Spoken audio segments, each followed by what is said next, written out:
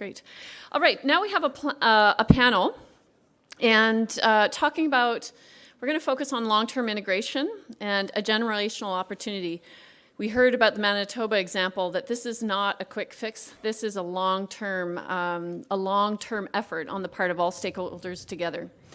So I'd like to introduce our panelists. First, I'd ask the moderator, Lisa Hrabluk, who is the founder of Wicked Ideas. There she is. All right. So Lisa will join us. And our panelists, if you could begin to make your way as the furniture moves. So we have Justin Campbell, who's the program coordinator and a business diversity initiatives lead for the Newfoundland Association of New Canadians. And saw that he was from Newfoundland, told him I was a Newfoundlander, and right away he said, I'm not a Newfoundlander, actually. I came from Ontario. And I said, what'd you come for, the adventure? And he said, yes. So here's Justin all the way to New Brunswick now for the adventure. We also have Nancy Clement, who is the Community Engagement Coordinator with PEI Association of Newcomers to Canada. Hi there. We also have Alex LeBlanc, who's the Executive Director of the New Brunswick Multicultural Council, right here. And unfortunately, Gerry Mills was unable to make it because of some flight issues that she experienced. And we also have Angelique Reddy-Kalala, who is Immigration Strategy Officer with the City of Moncton. And so with that, Lisa, I'll hand it over to you. Thank you. Awesome. Thank you very much. And hello, everybody. Did you enjoy your lunch? Good. Awesome. So when all of us met right before lunch, I said to them, here's our job. We have one job when we're up here on this panel, and that is to wake everybody up from the post-lunch stupor. Okay? So the way we're going to do that, we are, of course, going to have an awesome conversation because the four people in front of you touch every aspect of the newcomer's journey because they're overseeing settlement services and strategies either for their communities or for their provinces. Now, we also want to have some great audience participation. So I've noticed, of course, you can use Slido, so please use the app and send us some questions.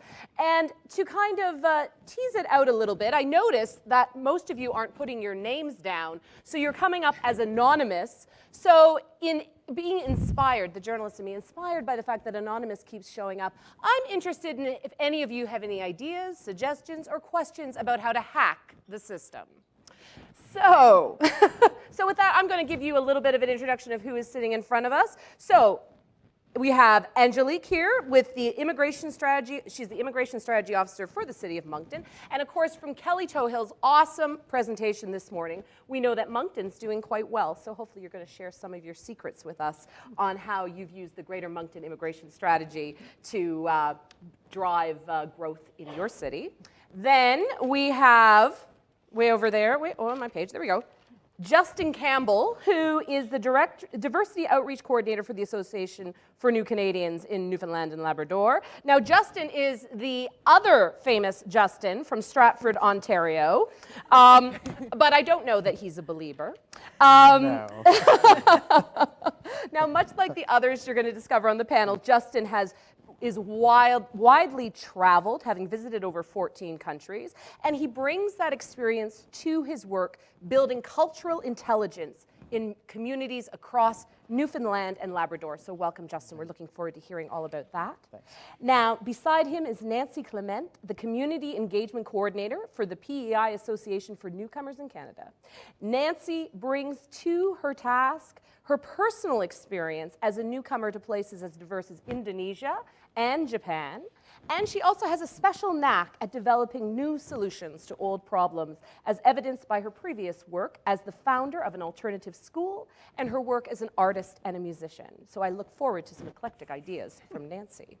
And then last but not least, my dear friend Alex LeBlanc, who is the Executive Director of the New Brunswick Multicultural Council. He's the co-chair also of the New Brunswick Long-Term Integration Committee, and I happen to know that he has been crisscrossing the province, hosting conversations to find out what it is like to try to build a life here in New Brunswick from a newcomer's perspective. So we're looking forward to hearing what Alex has to tell us from his road travels. So the question I'm going to start off with is actually a very personal question, and I'm sure some of you would have an answer to this question as well. Now, you don't get into newcomer services for the money. So I want to know what it is that made you choose to do what it is you're doing now. What's your personal passion for this? You want me to start? Yeah, you're sitting next to All me, right. so we'll start with you. Lucky I you. knew I shouldn't have sat beside beside Lisa. me. Yeah, that's it. I had that feeling, actually. So my background is actually in international development, and I spent about half of my university career in West Africa. And I think it was the most important part of everything I do because I know how it felt to be a visible minority at that time. And every family that I meet with, I think I certainly bring that. Also, my husband is an immigrant and my children are also visible minorities. So we're also going through the school system ourselves. And I'm very cognizant that they also stand out a little bit too. And I think it's important that when we look to our future in New Brunswick and Atlantic Canada overall is what community do we want to have? So professionally, I think it's really important. I also started my career at Magma, and so I did refugee resettlement when I first started, and I've moved through in terms of community development, and really my passion has always been serving my community. And with the City of Moncton, I'm very passionate about that, and we work very closely with a lot of partners that are in this room here today. And it's really about moving our city forward and moving our province forward and working together. That's awesome. And I hope that some of you who are out there who know Angelique are going to put up your hands and ask some questions because it'll just be like a conversation over drinks after work. All right, Justin, tell us all about Newfoundland and Labrador. Well, so it's already come up twice before I've said anything now, but I'll confirm the rumor. I am, in fact, not from Newfoundland and Labrador. I didn't grow up there. I live there now. I moved. That's okay. I'm not from Yeah, I know. Nobody's perfect. I moved from Ottawa to St. John's a couple of years ago. And the reason why I'm telling you about this is because it does actually fit in quite well with the conversation around immigration and retention, because when that point comes up on Ontarian and Newfoundland and Labrador, that's kind of going the opposite direction, people think. And so the two questions I always get asked, always in the same order. One is, do you have family here? The answer is no. And then the second is, did you come here for a job? And the answer, again, is no, although it worked out pretty well for me. And so the reason why I mention that is we can get really fixated on those two things, as important as they are in this conversation. I really think it's important to take a broader look at the issues and say what else might facilitate people either settling in Atlantic Canada, much like I did, or like newcomers do from other parts of the world. And I've got lots of ideas about where that conversation could go, but I just want to throw one thing out. I think particularly when it comes to settlement agencies and anyone that's operating in that kind of diversity, multiculturalism area, a lot of the work that we're doing really depends on what in the business world we call a social license to operate. And the work that we're doing absolutely can't happen without the support of the community and without the support of regular people, the general public. And so I would be interested to get a conversation started about how we can tackle that issue in order to boost retention and the attractiveness of the entire region. That's great. Awesome. And so I'm looking forward to hearing what our audience has to say about that. Okay, Nancy, tell us about what drives your passion over there in PEI. I guess the reason I got into settlement work originally was because, as you mentioned, I've been a newcomer a number of places. Before I was 12, we lived in, I think, 20 different places. So I'm very familiar with being the new kid on the block, both in places where I speak the language and where I don't. And then when I came back to PEI, because my mother is from PEI, so everyone looked at it as me coming back, even though I'd never lived there, I still found myself, on one hand, I found that the people were extremely welcoming. On the other hand, there's that glass wall that my director talked about where you can't quite get into the community because people have known each other since kindergarten right through and often have extended family, and they have their social network. So it's that double experience where I was people knew I, quote, belonged there and that I didn't belong there, and kind of having one foot in both camps made me really appreciate how difficult that is for people, particularly when then there's a language barrier and or they're a visible minority or they don't have anyone else from their culture surrounding them. So that's kind of what brought me to it, I guess. I had a very similar experience when I moved to New Brunswick 20 years ago from Southern Ontario. People didn't believe that someone from Toronto had come to work in New Brunswick, so I just started saying we moved here because my in-laws lived in Digby, which wasn't why we moved here. Though they're lovely people, I love my in-laws. Yeah, because people had it was more likely they would believe that I had a family connection that brought me to the region than an economic opportunity. And so then I do wonder, what is it like for people who are coming from another country? I mean, I was just coming from 2 provinces over, and had a hard time making friends and integrating into St. John, right? All right, Alex, last but not least, tell us what your passion is. Thank you very much, and thank you, merci beaucoup à tout le monde d'être là. My work journey brought me to this position through the community living and disability rights movement, helping adults with intellectual disabilities to live in homes of their own in community with support. As you would imagine, as I'm sure you're aware, living with a disability can be, trite with barriers. Barriers to enter the workplace, barriers to live in community, social inclusion barriers, and so that was really where I got my start in this movement. And so I believe deeply in community inclusion, social, economic inclusion, the value of diversity, and I think I was just looking for a new challenge. But what's kept me in the role has been the tremendous network of settlement service providers across New Brunswick, the tremendous partners throughout the provincial government, Population Growth Division, Department of Pedal, IRCC. We really have a kind of a network of the municipalities, Angelique and her work. We have a tremendous network of people that are working extremely hard to move the needle, and we're all guided by the same goal, which is, of course, this kind of pragmatic, this practical issue about how do we address our demographic decline. But there's this other kind of obvious passion for social and economic inclusion. So that's where we're at. Awesome. Yeah. Okay, so now we've heard what your passion is. So now I want to know what keeps you up at night. What's that big worry that you just need, it's the problem you want to solve and it keeps you up at night. And Nancy, we're going to start with you because I like to switch it up. No. Because you knew this I saw your was the face hardest and for I was me. like, yeah, let's go to her because it'll be right off the cuff. Oh dear.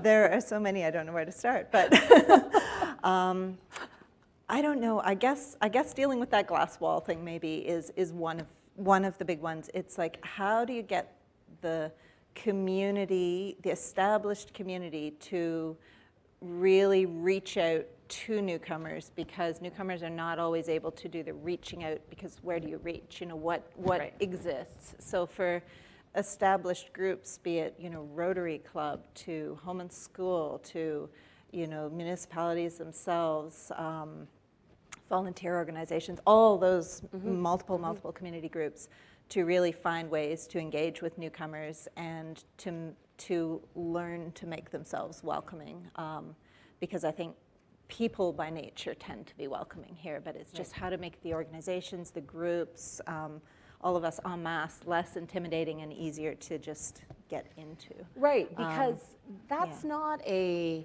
let's introduce this new policy or let's change a regulation. That's, as you were saying earlier when we were talking, we're talking about soft skills. We're talking about that nebulous concept of being friendly and welcoming people in. So how do, and of course Atlantic Canadians are actually quite famous for being incredibly welcoming, right? That's what's on all of our tourist brochures. You come on out here and we're going to show you a good time. We're going to welcome you in. We're going to invite you over. And if you ask us for directions, we're not just going to give you directions. We're going to drive you there ourselves. But it's then it's the the next step. long-term integration that's different. So we're good for 2 weeks. Does at a someone join your club? Do you invite them over for dinner? Do you invite them over a second time? That kind of the longer. Right. Because we as settlement agencies, we can do the first step of bringing people together, but we can't say now you're going to go to your home and you're going to become friends, Right. Or you're going to join this club. We rely on the community then to pull people towards them. So it's how to get past that. And Justin, what's your experience in Newfoundland? What keeps you up at night? Is it something similar, or you got other issues? It is tied to that. I mean, Nancy, you're talking a lot about attitudes and that kind of thing. Just because of the line of work that I'm in, my concerns would be around the same area. But I guess just to complete my thought from my introductory comments, talking about the social license to operate, I think that's something that we really take for granted, maybe especially in this region, because people tend to be so friendly, because they're open to new experiences and everything like that. It can be easy to think, okay, we don't need to do any work on that kind of stuff that has to do with attitude. And besides, anyway, it's difficult to measure. How do you show outcomes and things like that? But again, back to the point that I made, everything that we do really does depend on making sure that we have community buy-in, making sure that people understand the value of immigration, and even going beyond that to actually try and actively debunk a lot of the misconceptions and myths that there can be around there about the typical tropes like newcomers are stealing jobs and they drain the social system in terms of services and all that, none of which is true. By the way, it's actually quite the opposite. So there's an interesting question about why do those kinds of misperceptions persist, and what is the danger in not actively doing something to correct those kinds of perceptions. Right, and of course Kelly Tohill's research and the work that she was doing and presented this morning tends to suggest that there's some statistics out there that debunk the stereotype that Atlantic Canadians aren't willing to welcome new immigrants. Right, Kelly? Yes. Yeah. Because if I understand correctly, if I remember the numbers correctly, so about a quarter are like, no thank you, no more immigrants, but that a full third are like, bring more. And the remaining 40 are, we got a good number coming. So, and that the welcoming attitude is better here in Atlantic Canada than anywhere else in the country. Right, and we saw that on the previous slides about incidences of discrimination and that kind of thing. So I don't want to give anyone the impression that I think this is. You asked me about my nightmare scenario, that's what it would be. Yeah, and so, but I think part of that nightmare scenario is, so the numbers suggest one thing, but perhaps the public conversation is stuck back in an old narrative. Right, and I think we can really get a conversation started, a much broader, more general conversation about how immigration fits into the region in terms of all of the other benefits. We talk a lot about economic benefits, which is excellent. There are many of them, right, and that's a good conversation to have. Less so, we talk about the cultural benefits and what it means to have a diversifying population, and maybe even how those two things relate to each other. There are a number of studies that show the more diverse a group of people you have in any level, in basically any kind of group, the better decisions they'll make, the better ideas they'll come up with. So there's an obvious plug there, having a conversation about the cultural value and how that feeds into some of the questions that we've been talking about earlier today, like economic development, just as one example. Right, absolutely. So Alex, you want to pick up? Are you having a different nightmare? Same nightmare? What? I've got lots of nightmares. I can jump on that one too. But just to the point around diversity, it really is important that we look at the structures of our leadership structures, our conversations like this, and whether we have the kind of diversity represented, because again, if we're talking about immigration and we recognize that diversity of thought contributes to better ideas and better solutions, we're missing some diversity in this conversation. But in terms of the conversations, I think there was a point made earlier on that some of this work started many years ago. In 1985, I think Francis mentioned earlier, 1985, you were discussing what do we want to accomplish as an incoming government, and how do we get this culture change going around demographics? And we're still struggling with that culture change right now. We're not there yet. So I tend to look around the room in these places and we see a lot of familiar faces. We see the people that we work with on a regular basis. This is part of our jobs. So we're here under a professional in a professional context. But it's people out there. It's how do we get to those people? And this is the number one question we seem to be racking our brains with. And the Multicultural Council is doing a roadshow to 15 communities across the province of New Brunswick in partnership with the Department of Post-Secondary Education, Training and Labour and ACOA. Thank you very much to our funders and our supporters for that and your partnership. We need to go to communities and number one, I think we need to inform and educate people about the demographic realities, because I still think we have our heads in the sand in many cases when we think about this kind of, the reality in 5 years is 5 years away. We're dealing with, today or next week. We're not thinking that far ahead. So we need to do a bit of education and awareness raising. Employers may not be aware of immigration as a tool in the toolbox, so we need to inform employers.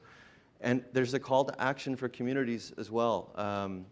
So we're intending to partner with municipalities, chambers of commerce, industry associations, the settlement agencies. All of our member organizations will be part of these.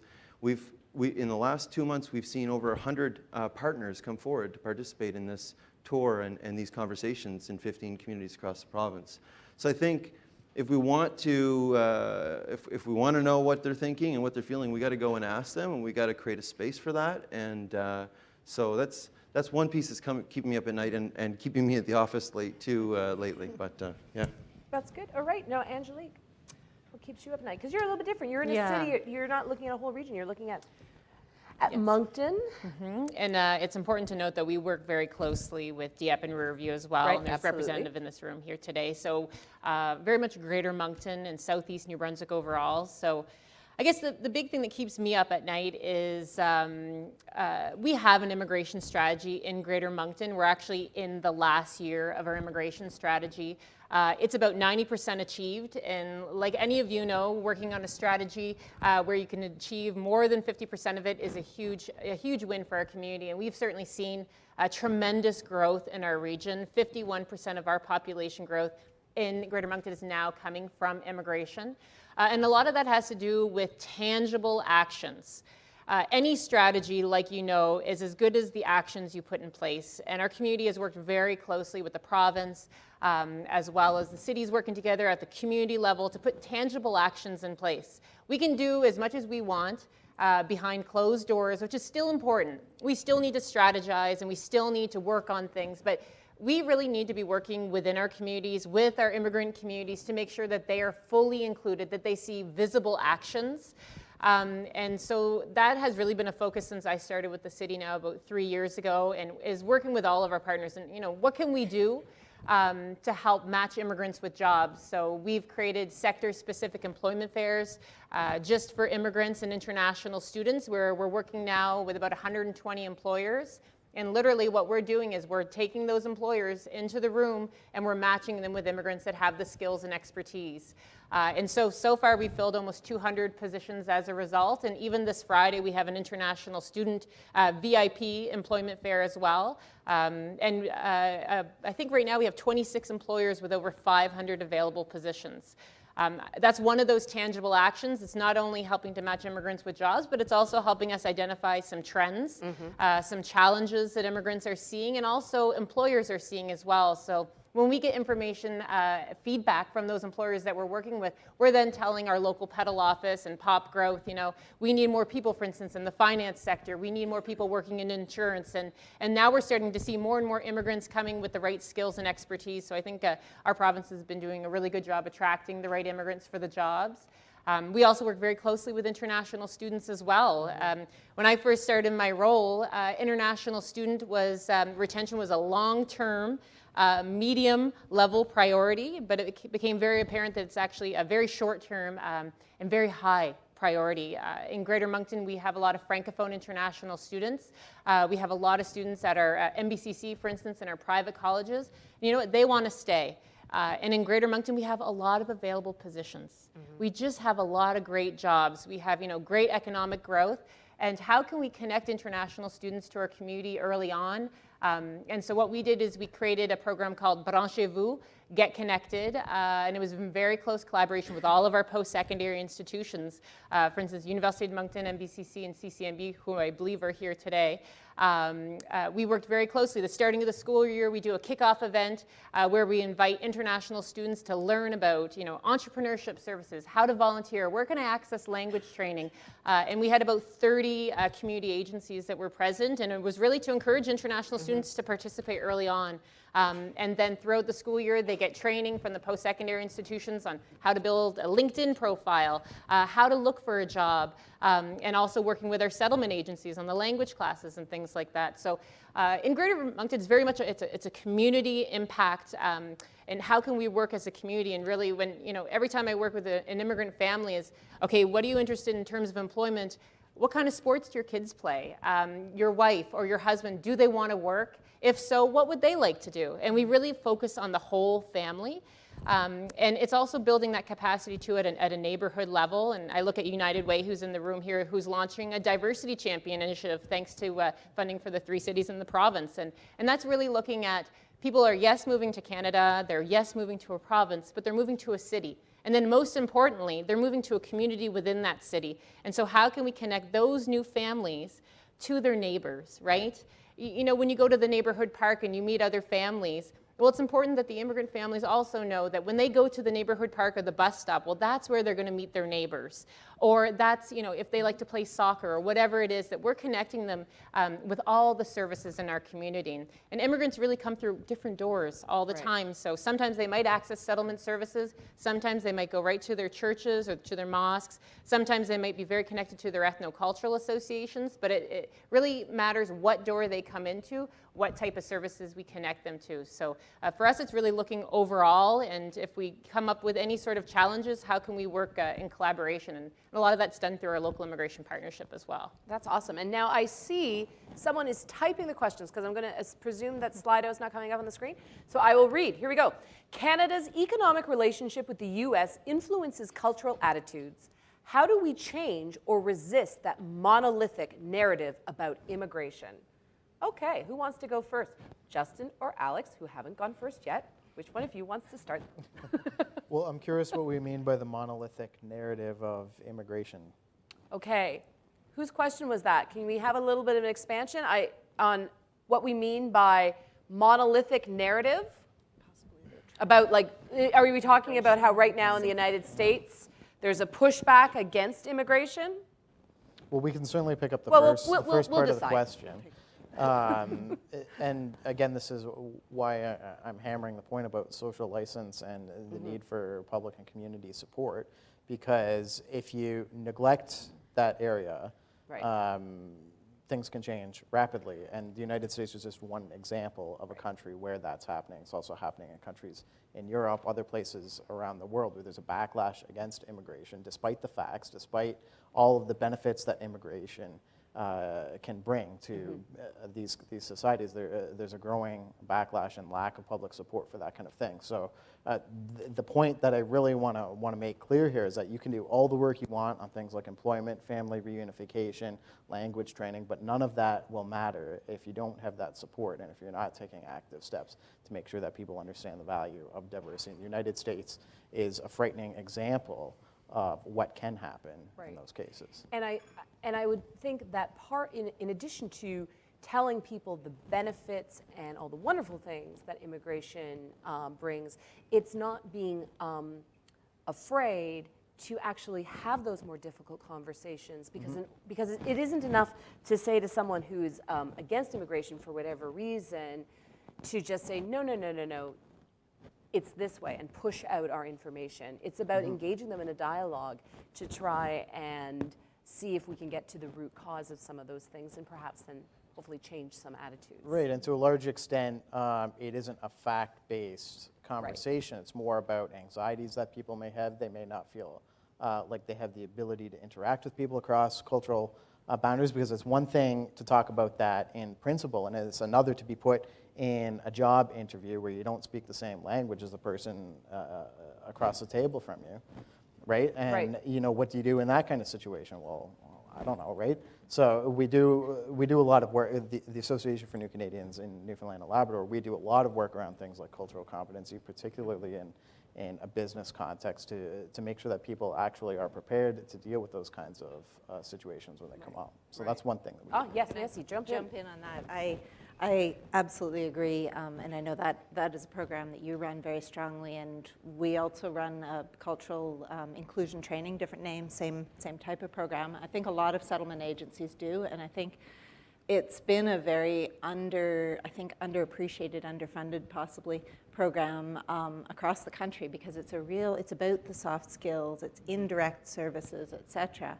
So it doesn't necessarily seem to be an important piece of the picture, but it absolutely is. I definitely second that, because you have so many situations that are either overtly, racist at their worst to just inadvertently awkward because somebody has grown up here their entire life and doesn't necessarily have those skills because they haven't been in contact with many people from many different cultures. And it's not necessarily the fault of the members of the established community, but it's a skill that needs to be built up and nurtured. And I think that's something we really need to concentrate a bit more on, whether through those programs that many settlement agencies and other organizations provide, and also, I guess, through programming that just brings people together. Like, we put a lot of focus on our what we call integration programming, which is really bringing established islanders who were born there, established newcomers who've been here for quite a while, maybe 5 years, 10 years, and very recent newcomers together, and just having them all in the same room doing things, whether it's soccer, whether it's card games, whether it's many, many different avenues for meeting each other and just getting to know each other, and it just breaks through that barrier of us and them. You just become us and us. Right. Yep. And just to jump in again, a lot of organizations like ours run volunteering programs for a number of different things. It could be family mentorship, or it could be language learning. That is actually, it's an excellent opportunity for exactly that kind of cultural competence building, because in general, it's a pretty safe environment. People can make, cultural mistakes, and, it's a safe place to learn how to approach those kinds of situations. I mean, for any kind of settlement agency, approaching that as, a way both to achieve the ends of volunteering and, get some real settlement work done, things that are measurable outcomes, for example, but it's also an excellent way to build cultural competence in the community and, build some of those connections between newcomers and people who already live in the community. Okay, so we got 9 minutes, and we're going to zip through all these awesome questions that the audience has sent at us. So the one that now has 8 votes, so the most popular in the room, what's the one thing that a newcomer has told you that totally changed the way you do your work? Go, Alex. Wow. Oh, no pressure. That's a tough one to distill. I would want to think about that. I can tell you, like, routinely, we all have blind spots. I mean, ultimately, they're all going to be anecdotes about my blind spots or their blind spots, and you don't know that you have these blind spots, and they don't know that they have them when they're coming. We don't know our own blind spots, and it creates all kinds of misunderstanding and need for intervention and support. I mean, that's the nexus that we talk about in the description for this panel. That's the nexus that our settlement agencies are working in between employers and governments in ensuring people get access. And so it's really about blind spots. I can tell you just very quick anecdote. We did, when New Brunswick was preparing for the Syrian resettlement, and we didn't know exactly what to expect, but we knew we wanted our departments to get engaged. We recognized we need to pull our departments together, and we should involve our settlement agencies and our municipalities. And in fact, we should involve some Syrians, if we can, to bring a cultural lens, to help us understand what are your preoccupations, what are your anxieties coming to New Brunswick.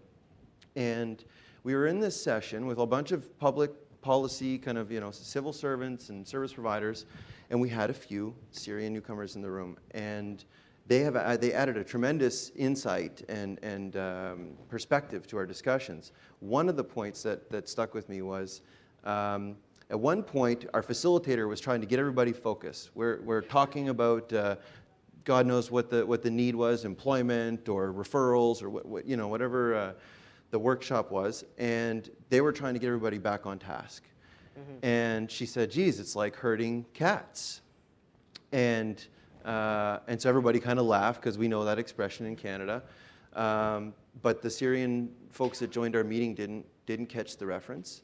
And then there was apparently a Super Bowl commercial that aired with a cowboy herding cats. I don't know if people have seen this on television, but it was a few years ago. It was a funny commercial, the cowboy is herding cats, and it's like, it's a tough day at the job, and he's got little scratches from the kitty or whatever. And so the facilitator thought, well, great, well, let's just show that video clip to get everybody kind of in a nice mood when we come back to our discussion. And so then we put the video clip up. And you could see the body language of the Syrians completely change. It was like, what are you showing us? Like, what is this? Are you saying that we're the cats? Like, are we? And actually, he was upset. I felt sick because we unintentionally created this misunderstanding. Right. And that you have to respond. You have to intervene. And you kind of say, no, actually, that wasn't our intention. That's just a very small example, and he was very defensive after. We lost his body. We lost him. If we didn't talk to him, we would have lost him for the rest of the session. But that's the kind of sensitivity, that's the kind of awareness we have to have when we bring people into our communities.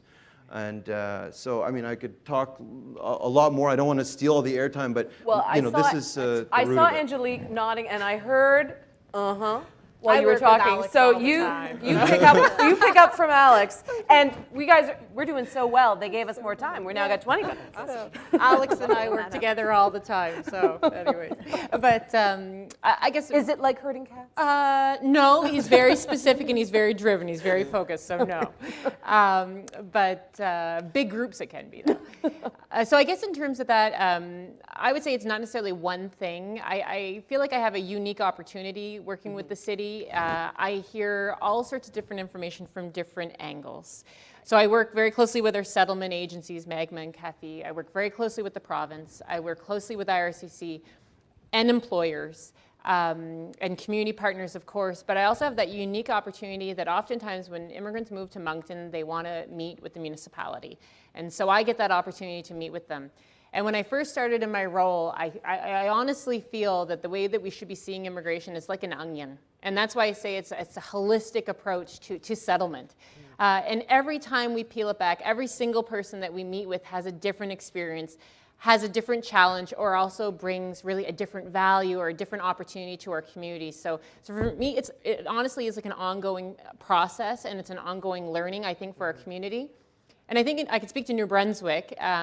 I feel, and I know I've communicated this before to Rob and Charles with Pop Growth, is that we have very good bones in New Brunswick for growth. We have very, very good bones in terms of immigration. There's been tremendous strides that have been done over the past few years. We are a small province, and honestly, Atlantic Canada, we are small, but we are mighty.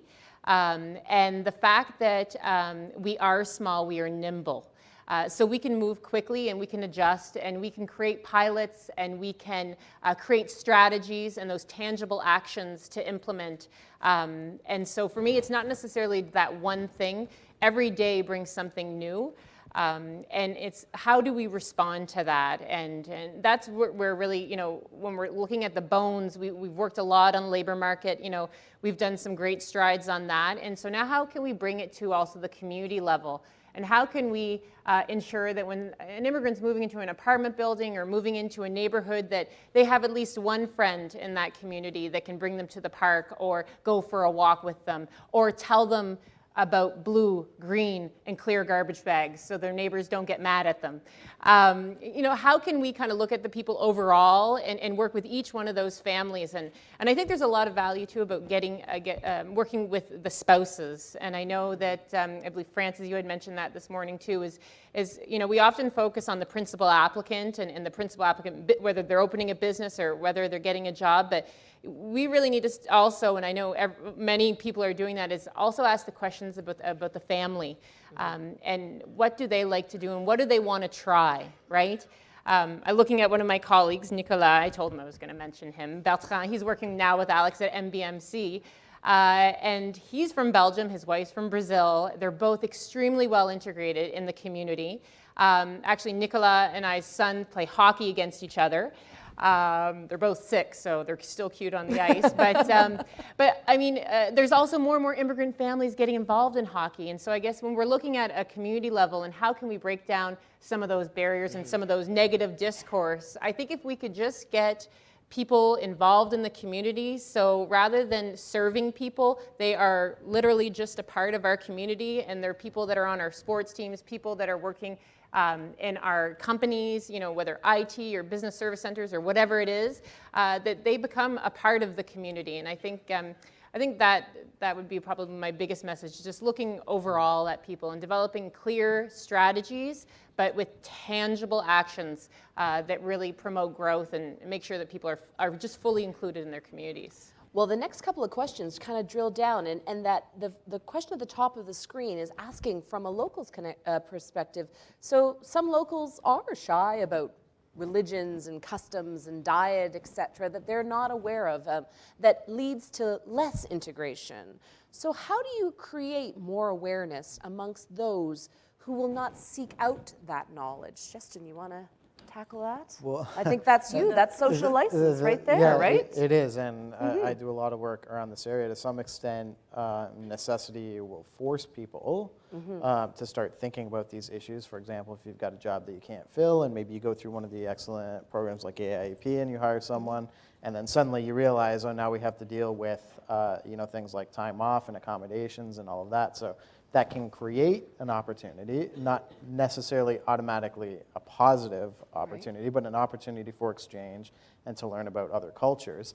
In those cases, it's an excellent idea, to use some of the services that are available through organizations like Association for New Canadians to build some of that cultural competence ahead of time. But I also think that the other part of this question about being shy around asking questions around religion and customs and things like that goes to a cultural attribute of just Canadians in general, and maybe even Atlantic Canadians especially, which is just politeness. It is a little bit of a stereotype around Canadians, but we're often afraid to ask questions, even if we've got a very good reason or the circumstances really require us to know information about that in order to accommodate someone in some way. But we're afraid to ask because we don't know how to ask it. In a polite or respectful way. So to some extent, I think it's getting beyond that attitude, being willing to jump in. A cultural competency gets built partly through mistakes, but mistakes that are approached in a positive way. Right. I think also just creating opportunities and sort of venues where that kind of discussion can just be comfortable. Like I know we have one program that's been surprisingly successful. It's one of these weird ones that evolved from something that wasn't successful at all, and then we kind of hit the sweet spot, and now it really works. And it's Friday Friendship Hour is what it is. We decided a lot of newcomers are saying to us, well, like Canadians seem to go out often after the work week and go out for a beer or go out somewhere, like how do you get into that? It's like, well, how do you get into that, especially if you don't have a job at the time and so on. So we created our own little Friday Friendship Hour, and everyone is welcome, established locals or newcomers, anyone. And it's an easygoing atmosphere for people to just sit across. I've had crazy conversations about New Year's in Russia or, women's rights in Rwanda or whatever, and we don't set an agenda to discuss. It's just, we're here having coffee and, and/or samosas and discussing life, Right, yeah. And it might be about your kid's soccer team, or it might be about, women's rights in Rwanda. So it's, I think creating those conversation opportunities. Yeah. I do think part of the issue there as well can go back to the famous friendliness of people in this region, which I'm from Ontario, so I can say it's very well deserved. People are friendlier here than in other parts of the country that I've seen. I know no one smiles on the GO train. or even talks.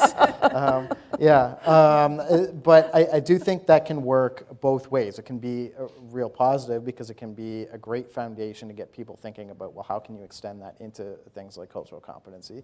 It can also work, depending on the context, against the development of cultural competency, because people could think, I'm a friendly enough person as well. If people have if people have an issue, they can approach me about it. Right. So I don't need to be very active because we're already friendly and open. So that kind of ties into the idea of blind spots that Alex is talking about. We think we're friendly, but maybe there's a blind spot there that we're not friendly in the right way or welcoming. I think maybe it's the welcoming piece. We're friendly, but maybe we have to work on the welcoming. What do you think, Angelique?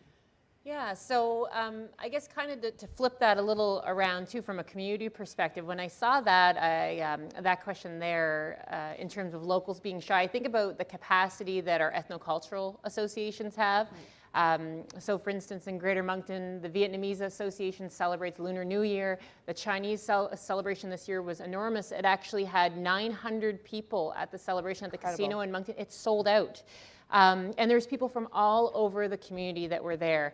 I also think of the Open Mosque Day that our local mosque had as well. That was a huge success. And I do think that social media is helping a lot of these groups promote their activities. And it's encouraging more people in the communities that don't necessarily know that those activities are happening to learn about them and to attend them.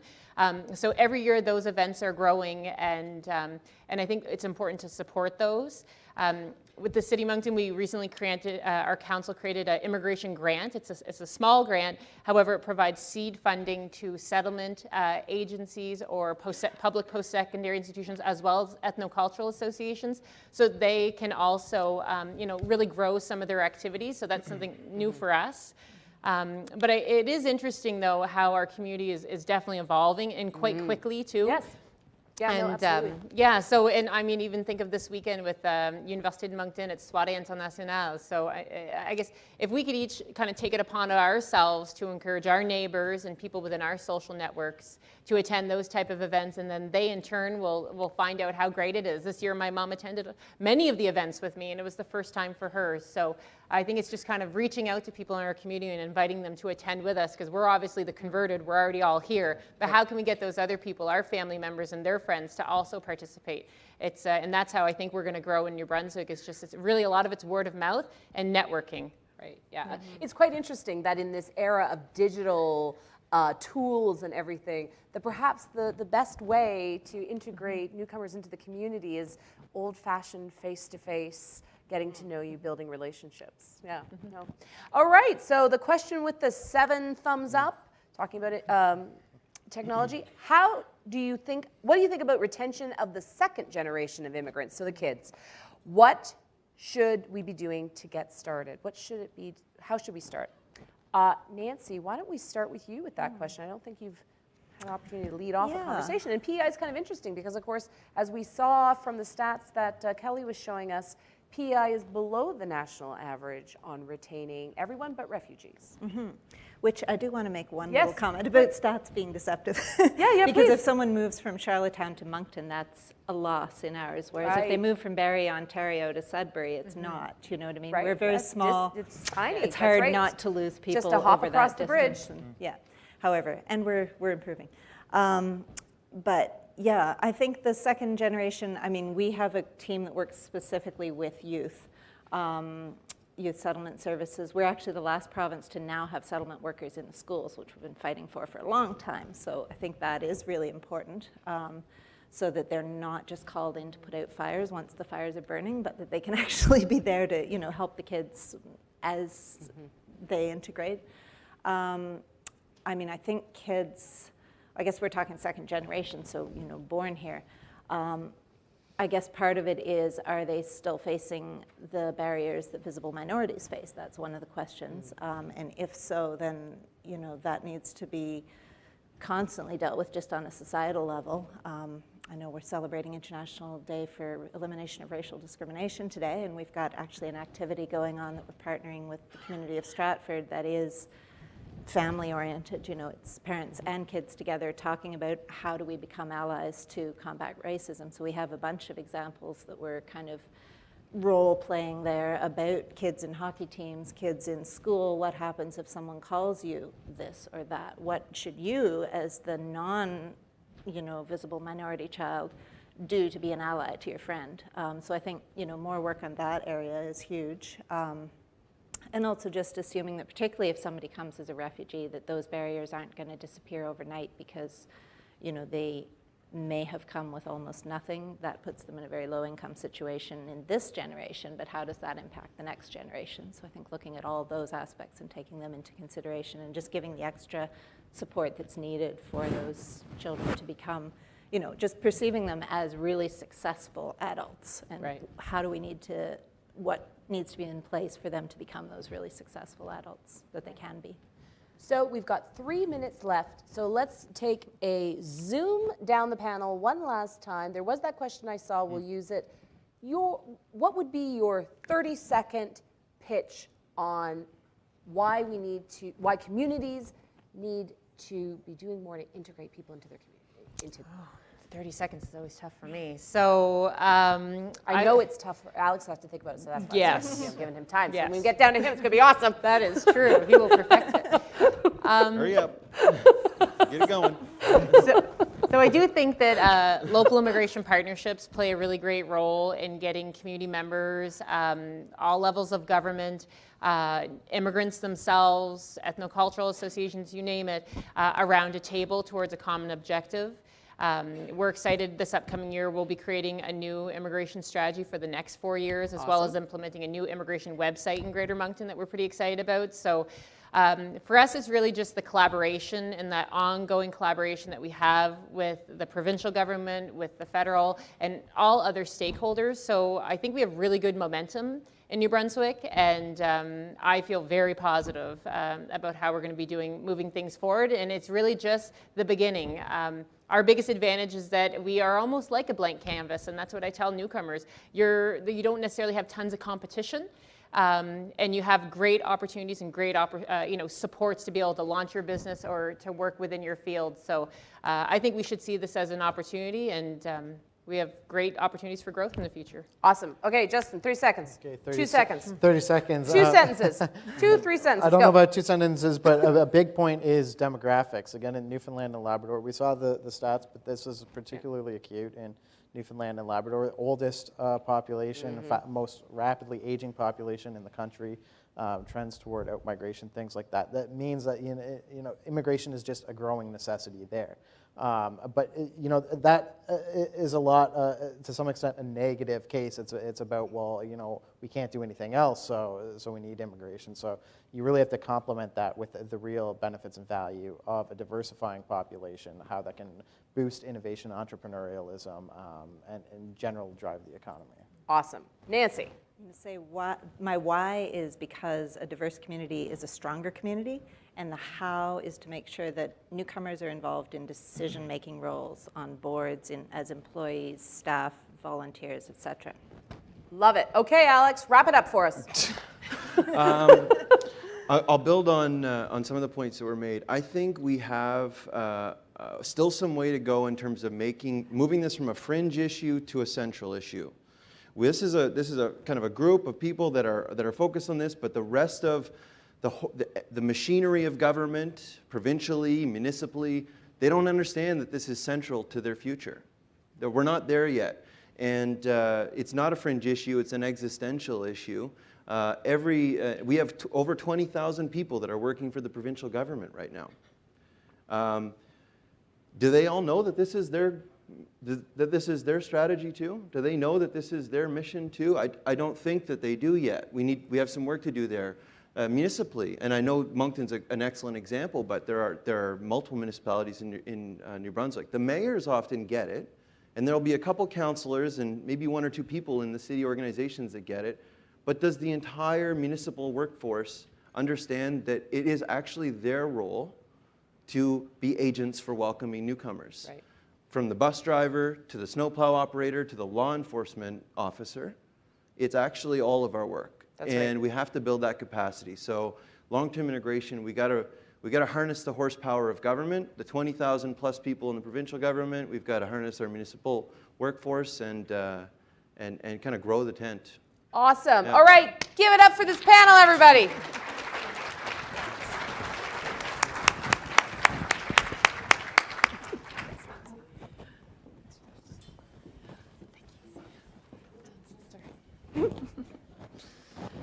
All right. Okay. Excellent, excellent conversation. Thank you so much. And so many really real ideas that we can each take away and think about how we can personally, through our own actions, be making a difference. So we're going to take a quick 15-minute break. We'll be back at 2:45. And next we have, Alex was just closing on the role of municipalities in government. This next panel that we're going to see after the break is 3 different businesses in 3 different industries talking about, if you look at the Atlantic immigration pilot, what has that meant for them? What are some of the specific pressures that they're under, the strategies that they're employing, and really the role of the private sector in this work. So we'll see you back here in 15 minutes. Thank you.